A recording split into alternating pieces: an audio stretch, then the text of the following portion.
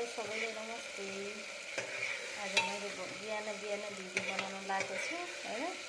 मैले चाहिँ बिहानै 7 बजे खाना पकाउनु पर्छ अनि त्यही भएर भिडियो बनाउनु भ्याउँदैन। आज चाहिँ ल मैले भिडियो बनाउँछु भनेर कसरी हुन्छ पकाउँदाखेरि म्यानेज गरेर भए पनि भिडियो बनाउँछु भनेर भिडियो बनाउन चाहिँ पकाउँदै गरेको छु। अब बानी परिरहेकोलाई त अब थाहा हुन्छ। मैले चाहिँ पकाउँदाखेरि झ्याप्प भिडियो बनाउँदैन।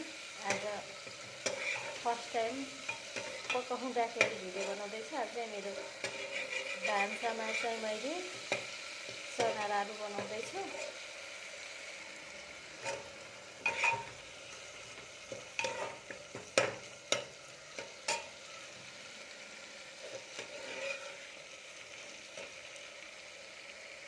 अब यतिको भइसकेपछि मैले आलु राखिदिन्छु।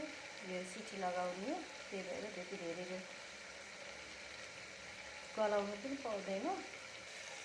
यो गल्न पनि गलिसकेछ। अब यसमा आलु छोडिदिनु। अब आलुलाई एकछिन भुटिदिनु।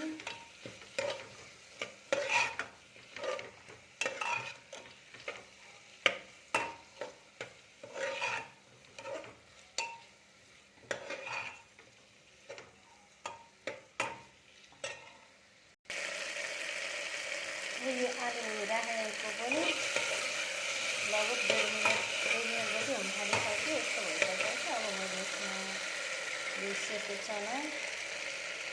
चना राखिदिन्छु। चना राखेर यस्तो धुन्छु अनि पानी राखिदिन्छु र यसलाई सिटी लगाइदिन्छु। मलाई चाहिँ यो चना आलु फेरि कुकरमा सिटी लगाएको नि एकदम मनपर्छ। अब हजुरहरूलाई कस्तो मनपर्छ सबैको आफ्नो चोइस हुन्छ हैन। कसैलाई सिटी लगाएर मनपर्छ, कसैलाई सिटी नलगाइकन पनि बनाउनुहुन्छ। मलाई चाहिँ सिटी लगाएर को मनपर्छ। यो सेतो चना, यो चना पनि एकदम मिठो हुन्छ। मलाई चाहिँ खाना बिहान छिटो बनाउनुपर्छ किनकि नानीको बाबा छिटो काम गर्न जानुहुन्छ, कम्पनी भेट्न जानुपर्ने हुन्छ। अनि उहाँले खाना त खानुहुन्न बिहान, तर खाना चाहिँ लिएर जानुहुन्छ। त्यही भएर पनि खाना छिटो नै रेडी गर्नुपर्छ। हाम्रो घरमा खाना छिटो नै रेडी हुन्छ। अब चाहिँ यसमा मैले नुन राखिदिन्छु। नुन फेरि हामी चाहिँ धेरै खाँदैनौँ, धेरै चर्को पनि मन पर्दैन, धेरै कम पनि मन पर्दैन, त्यस्तो मिडियम लेभलमा खान्छ।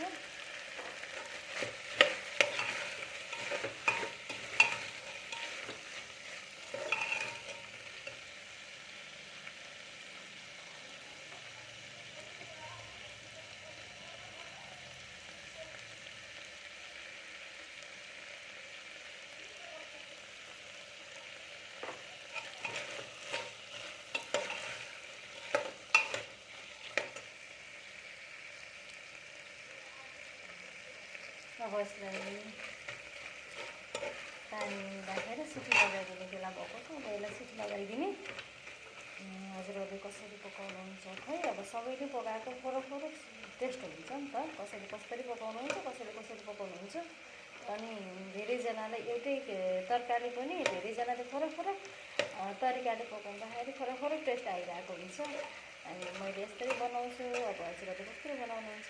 अन्त अब यसमा पानी मैले राखिदिइसकेँ। अब मैले यसलाई कुकरको ढक्कनले ढाकिदिन्छु र सिटी लगाउँछु।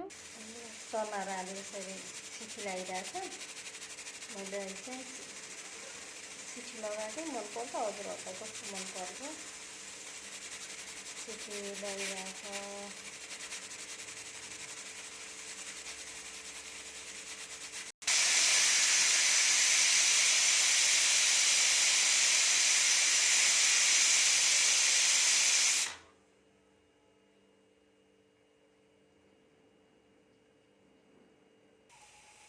अब यो बन्द गरिदिनुपर्छ। 8-9 सिटी लगाइसक्यो। अब पाकिहाल्यो। अब यसलाई बन्द गरिदिन्छु।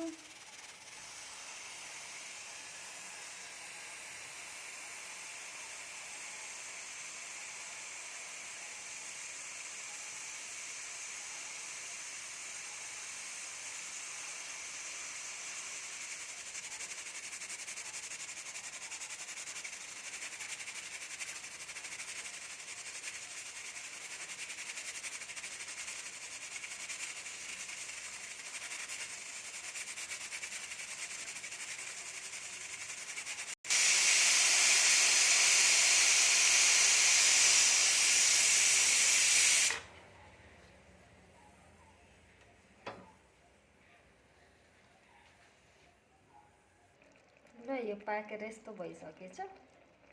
अब यतिको सुक्खा त ग्रेभी टाइप भएछ। अब यसलाई हल्का रस राख्ने बनाउनु पर्यो, थोरै पानी थप्नु पर्यो अनि बल्ल खान लागेको हुन्छ। यतिको रस यतिको रस चाहिँ बनाउनै पर्ने हुन्छ, किनकि अर्को तरकारी बनाइँदैन। अब चना भइसकेपछि, चना र आलु भएपछि अर्को तरकारी बनाउने कुरा नै भएन। अनि चना र आलुको रस पनि मिठो हुन्छ, त्यही भएर यतिको त बनाउनै पर्यो। अब नानुको लागि निकालिदिइसकेँ, नानुले हल्का पिरो खान्छन्। अनि हाम्रो लागि अलिकति पिरो थपेको छु, फेरि खुर्सानी पिसेर, पिसेको खुर्सानी जताततै लाग्छ। अब काटेर राख्यो भने कतै लाग्छ कतै लाग्दैन, त्यही भएर पनि पिसेर नै राख्ने गर्छु मैले। खुर्सानी जताततै बराबर हुन्छ नि त भन्दै आजको भिडियो यति नै अन्त्य गर्छु। तपाईँ सबैले हाम्रो भिडियोलाई माया गर्नुहोला। सल्लाह सुझावको सधैँ खाँचो छ कसरी लिएर जाने भिडियो बनाउने भनेर मलाई सिकाइदिनु होला, किनकि म युट्युब च्यानलमा अझै पनि नयाँ नै छु। खासै मैले भिडियो बनाउँदिनँ नि त, त्यही भएर नयाँ नै छु र हजुरहरूको सल्लाह सुझावको सधैँ खाँचो छ भन्दै अहिले भने छुट्टिन्छु। शुभ दिन। आजको दिन तपाईँ सबैको शुभ रहोस्। बाई बाई, नमस्ते।